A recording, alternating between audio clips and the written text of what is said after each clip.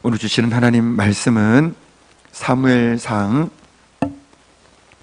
4장 12절에서부터 22절까지 말씀입니다.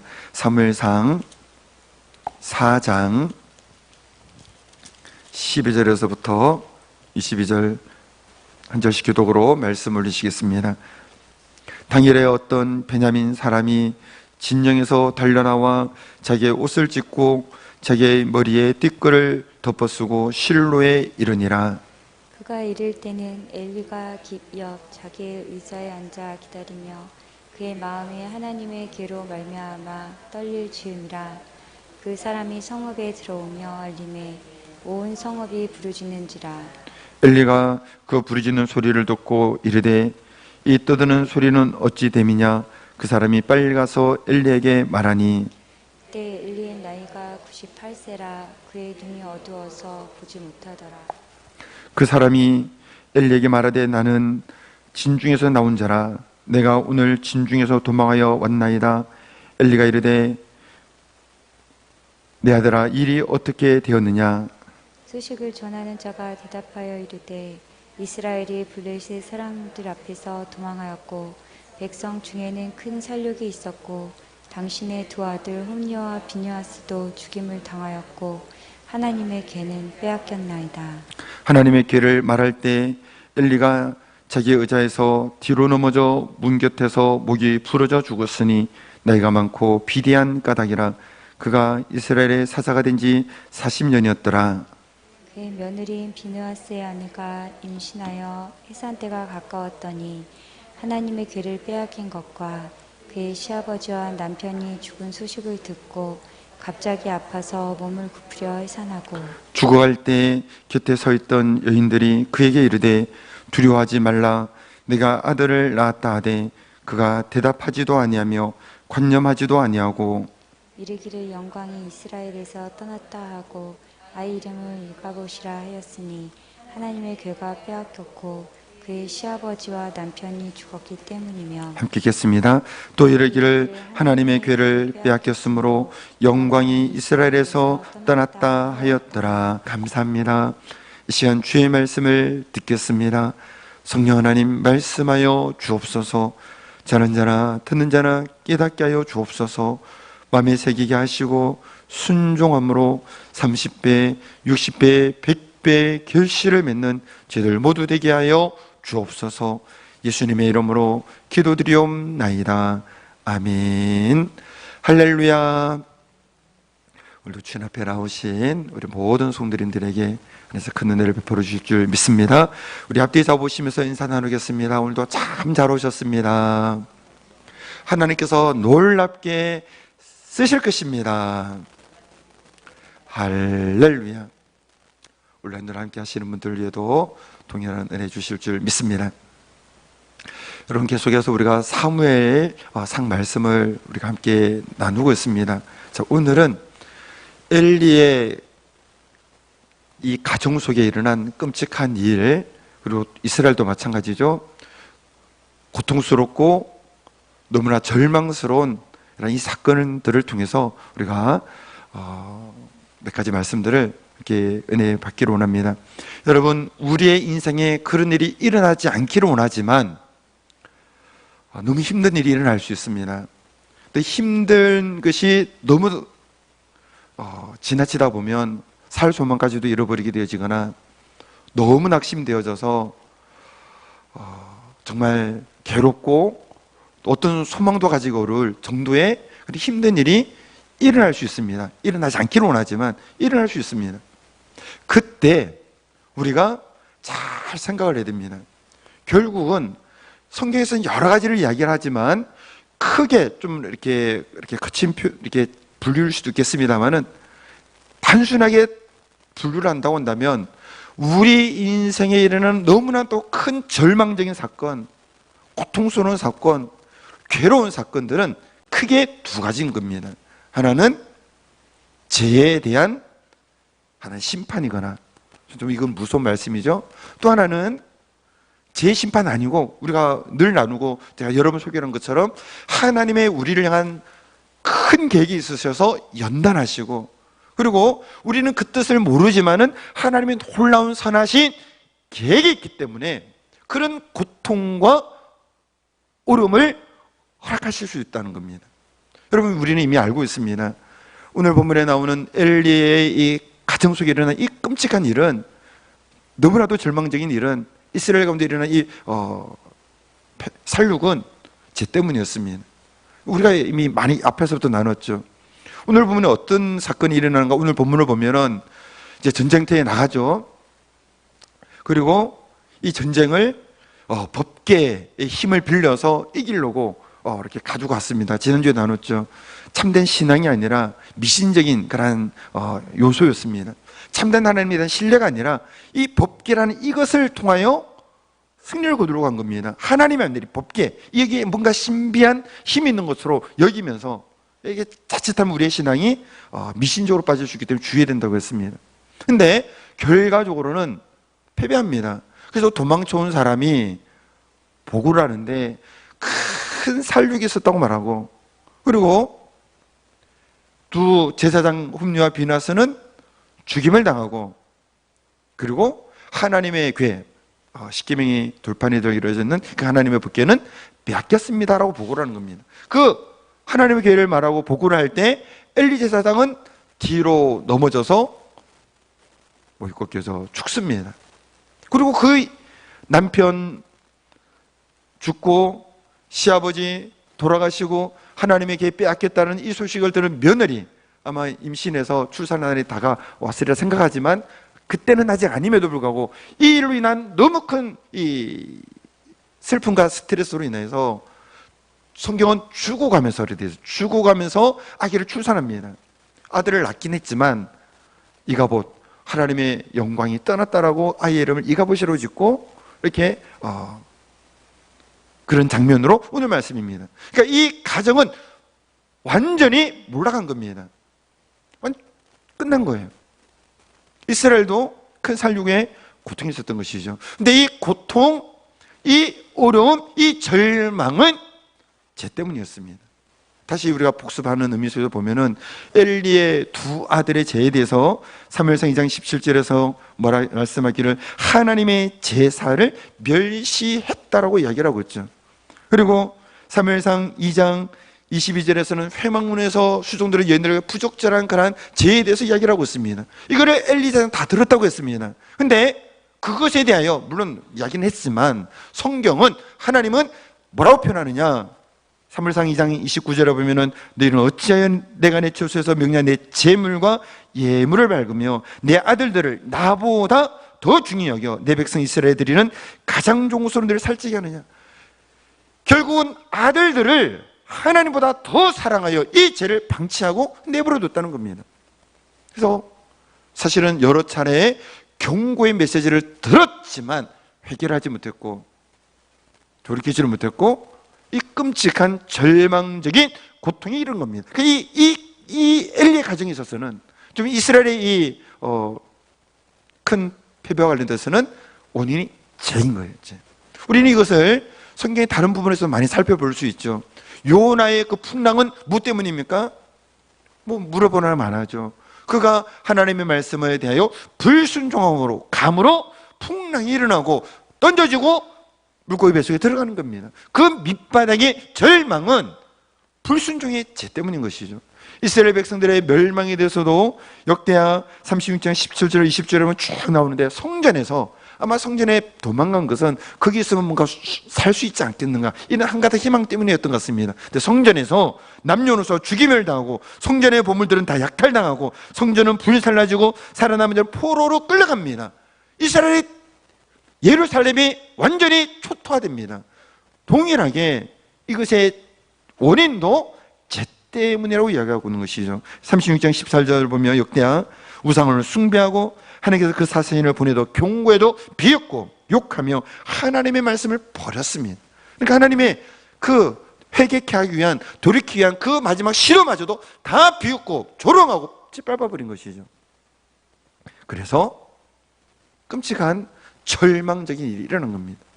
자, 오늘 엘리의 가정 속에 일어난 이 끔찍한 일, 절망적인 일이 첫 번째 원인은 제일 수 있다는 겁니다. 자, 근데 우리는 오늘 이 엘리의 가정 속에 일어나는 이 어려운 일들을 보면서 똑같이 결과적으로는 끔찍하고 절망적이고 너무 큰 고통은 맞는데 그것은 결과적인 거는 똑같습니다. 근데 원인은 다를 수 있다는 것을 우리는 또 안 미고 있습니다. 서두에서 말씀드린 것처럼 하나님께서 그를 크게 쓰시기 위해서 연단 가운데 사막에 그 연단의 고통을 허락해 주실 수도 있습니다.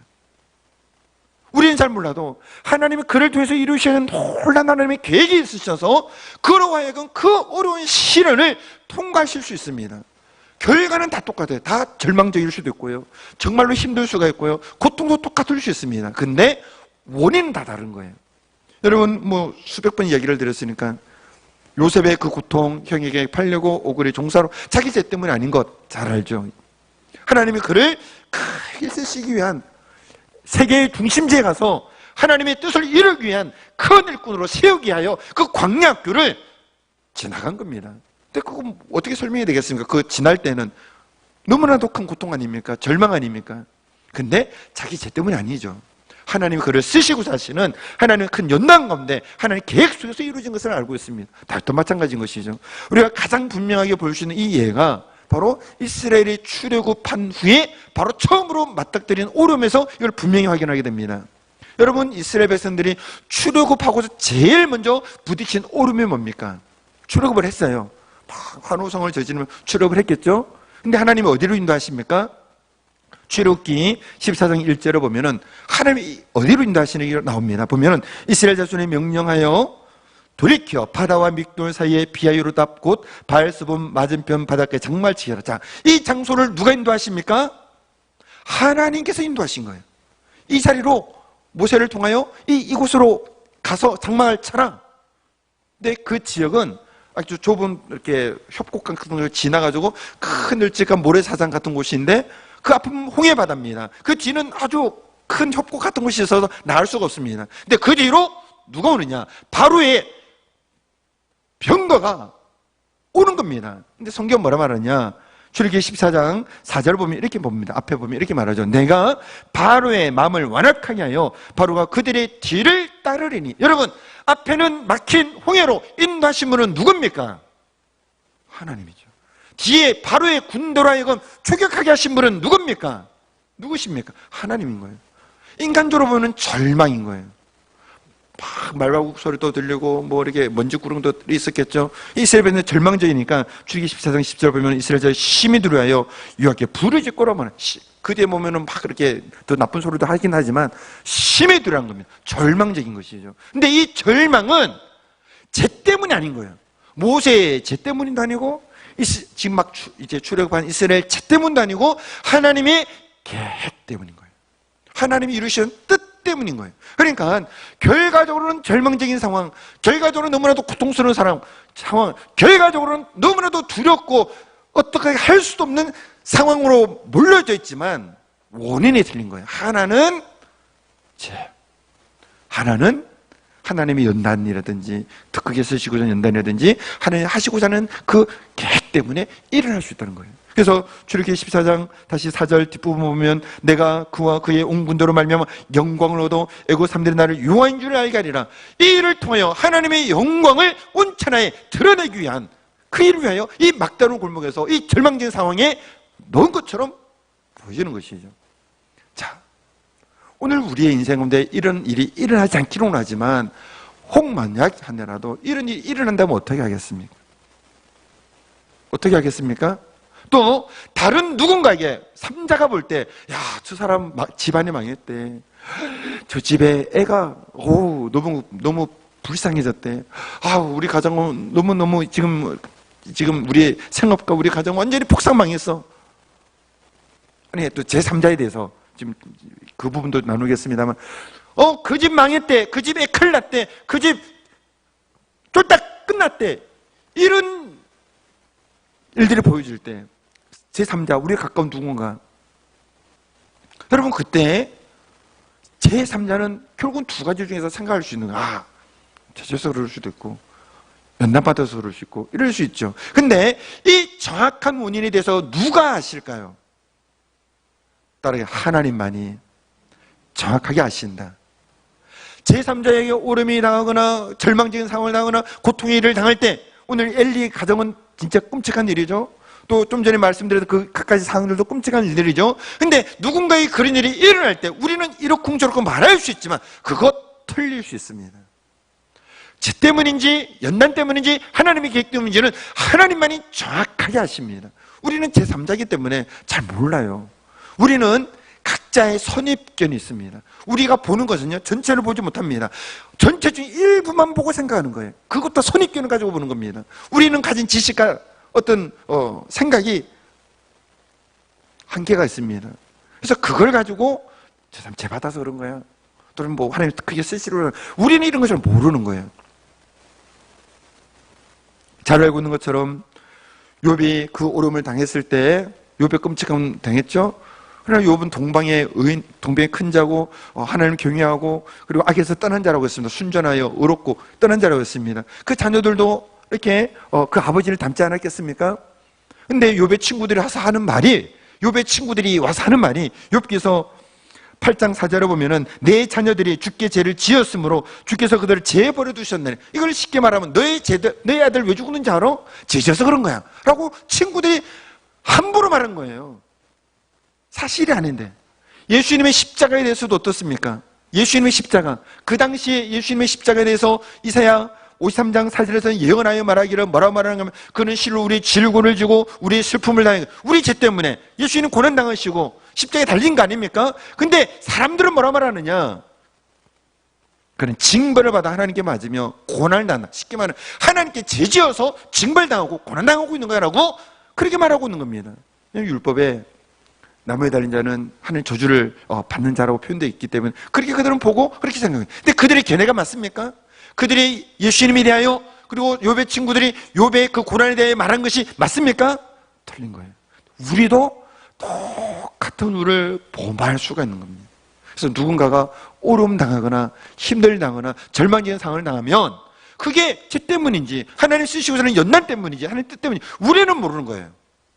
우리 나름대로 생각을 가지고 뭐 판단은 이렇게 어떤 것이 따라서 여겨줄 수는 있지만 그것이 맞다는 보장은 없는 거예요. 그래서 우리는 그것을 입으로 내어서 그들의 상황에 대해서 우리가 판단하여 그리고 또는 정지하거나 그리고 이러쿵저러쿵 말하는 것에 대해서 굉장히 우리 입술을 주의해야 됩니다. 우리가 할 일은 뭐냐? 우리가 재판관이 되어서 이런 거다 저런 거다라고 말하는 게 아니라 그 아픔에 대하여 함께 해주고, 죄 때문이든 연단 때문에 그 고통에 대해서 싸매어주고 위로해주고 기도해주고 붙잡아주는 것이 우리의 역할인 줄 믿으시기 바랍니다. 판단자는 하나님이신 거예요. 재판자는 하나님이신 거예요.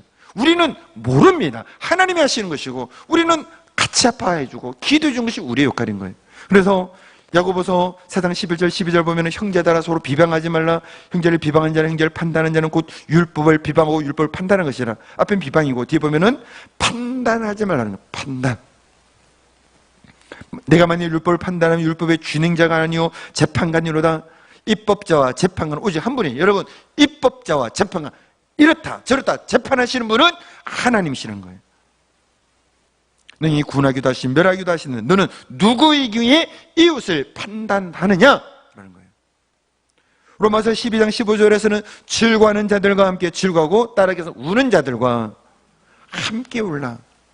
즐거워하는 자들 있으면 시기하지 말고 함께 즐거워해주고, 우는 자들 재앙 때문에 울고 절망 때문에 울고 고통 때문에 울면 너 이래서 그런 거야 저래서 이런 거야 그걸 말하지 말고 그건 하나님께서 하시는 것이고 우리는 함께 울어주고 들어가서 기도해주는, 이것이 우리 몫이라는 겁니다. 지금 엘리 가문에 완전히 망했죠. 뭐 그 다음 말씀은 없긴 하지만 일가 친척이 있든지 또는 뭐 어떤 관련된 게 있다면 내가 그러다 보니 이렇게 된 거야, 이거보다도 같이 싸매주고 울어주고 기도해주는 것이 마땅한 모습이 되어야 된다는 겁니다. 자, 우리 자신은 어떨까요? 자, 3자에 대해서는 정확하게 알지 못한다고 했습니다.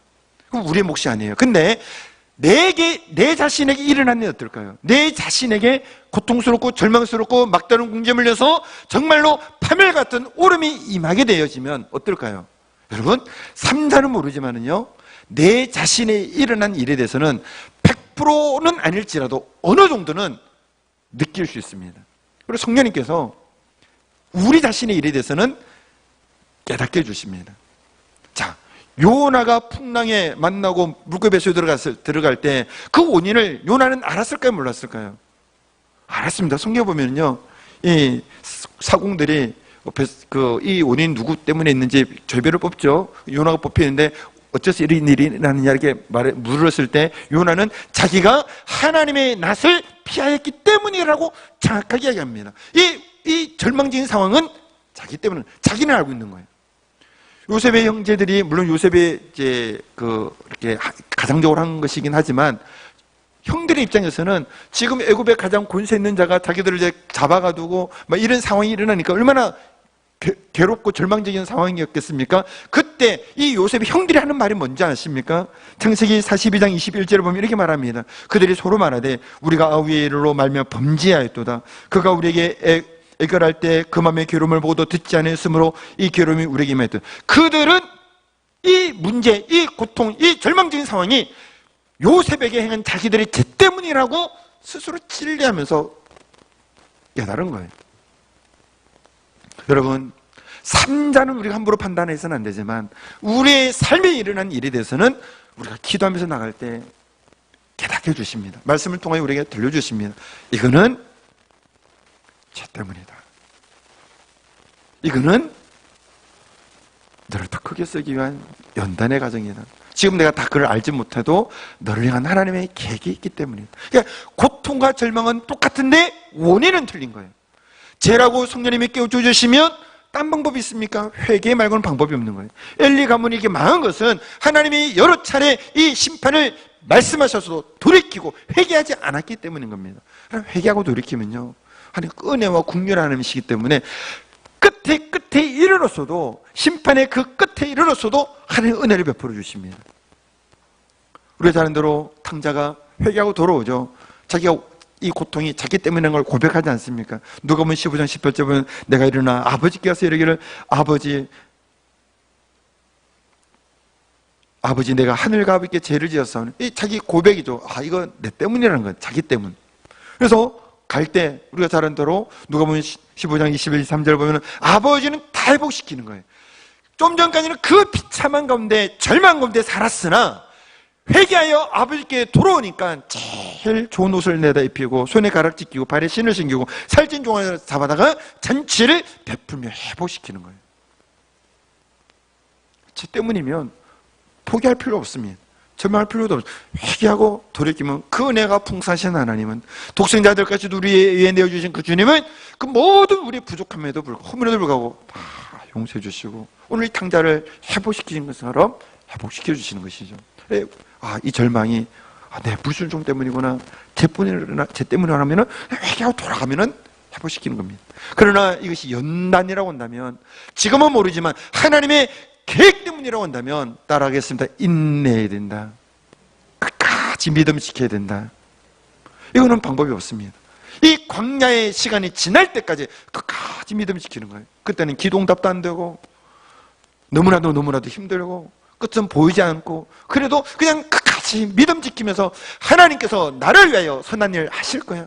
이 연단을 통하여 하나님은 나를 정금같이 빚으셔서 나를 쓰실 거야. 다윗의 고백처럼 이 광야를 지나서 나를 실만한 푸른 초장으로 물가로 나를 인도해 주실 거야 라고 그냥 믿고 기다리고 믿음 지키는 것밖에 없습니다.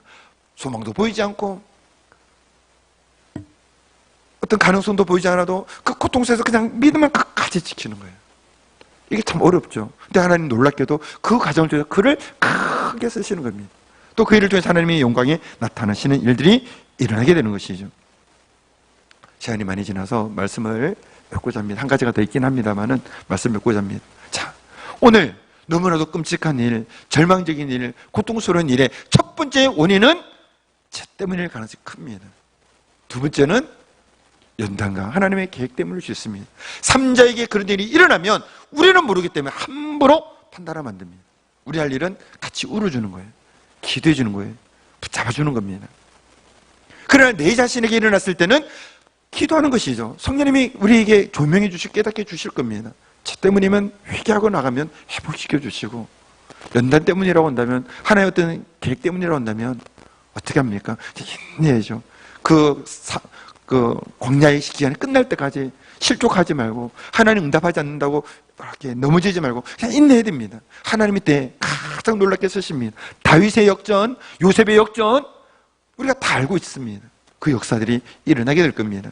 그런 은혜 가운데 여러분 모두 솔직히 되기를 주님으로 바랍니다. 이렇게 기도하시겠습니다. 사랑의 하나님, 오늘 엘리의 가정 속에 일어난 이 놀라운 끔찍한 심판과 절망적인 일을 봅니다. 죄를 회개하지 않았기 때문이고 돌이키지 않아서 이런 일이 일어났습니다. 하나님, 우리의 삶 속에, 이 대한민국 속에, 또 주님의 교회 속에 하나님 말씀에 순종하고 혹 기빠지는 하나님 기빠지는 제된 요소가 있다면 날마다 회개하여 주의 말씀 가운데 섬으로 이러한 어려움들이 없게 하여 주시고, 혹 연단으로 인하여 하나님이 우리가 미처 알지는 못하지만 우리를 통해 이루시는 놀라운 하나님의 계획 때문이라고 한다면 끝까지 믿음 지키고 실족지 않고 인내할 수 있는 저희들 모두 되게 하여 주옵소서. 예수님의 이름으로 기도드리옵나이다. 아멘.